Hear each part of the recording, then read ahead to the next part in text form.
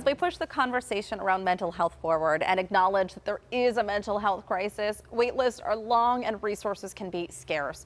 Jordan Corcoran, the founder of mental health organization Listen Lucy, is here to discuss some free, accessible ways to cope while enduring the wait list. And they have grown tremendously to get into some places. Absolutely. It's wonderful that we're pushing this conversation forward. I've been talking about it for years, but yes, as we talk more, the wait lists grow and grow and grow. So Jordan, tell us about Listen Lucy and what you offer, what the company is that you started. Sure. So 10 years ago, I started my mental health organization, Listen Lucy.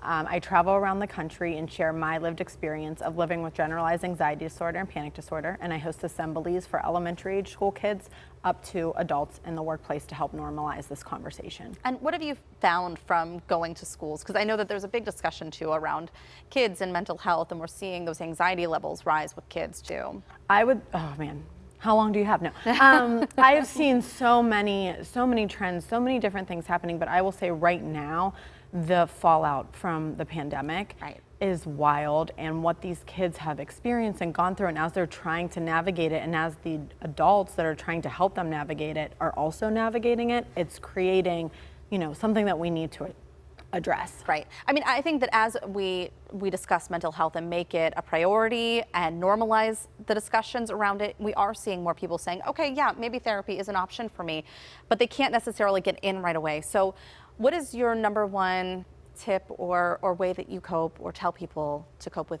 anxiety if they're starting to feel that creep in? Absolutely. I do a breathing technique. I breathe in for 6 seconds, I hold it for 8 seconds, and then I breathe out for 4 seconds. It's what I've been doing for the better parts of almost 2 decades now.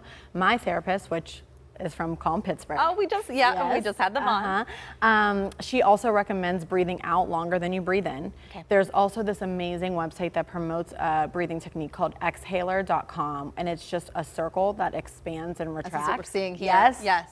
And my favorite thing about breathing techniques is that they're free, they're always on your person, and no one has to know you're doing it.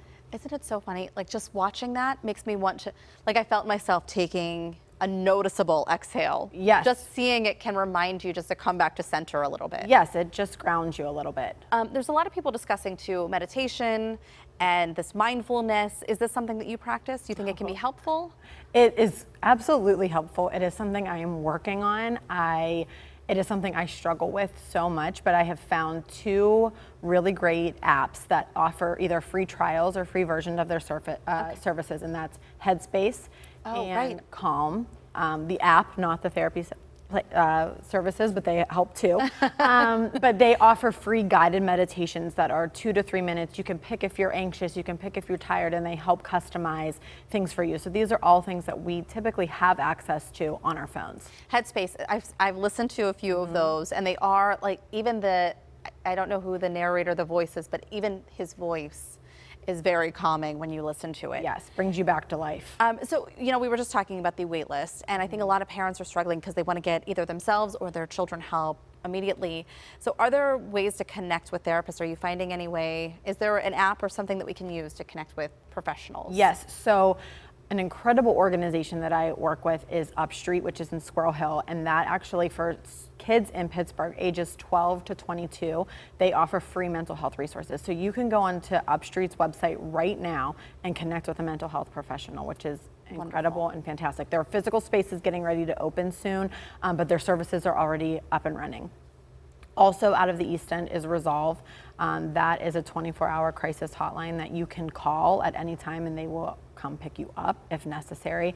And then, of course, 988, which is the suicide prevention hotline.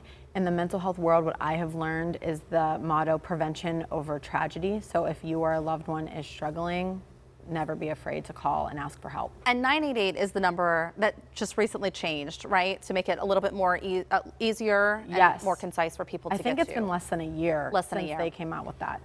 So this number too, I think that people hear the word suicide and they think, oh, well, that's not me. I'm not quite there yet. But is this line still available if you do just need somebody to talk to? Yes, yes. Yeah. And I think that a lot of people don't know what to do whenever they're struggling, and it could be a way to find your way into recovery or into what your resources are that are available to you. Jordan, thank you so much. I know you're doing so much to reach out and to talk with other people and normalize this. So thanks for coming on and helping us through this too. Thanks for having me. It's amazing. And if you would like to connect with Listen Lucy or learn more about the resources we mentioned, we're going to have all of it posted on our website, kdka.com/talkpittsburgh.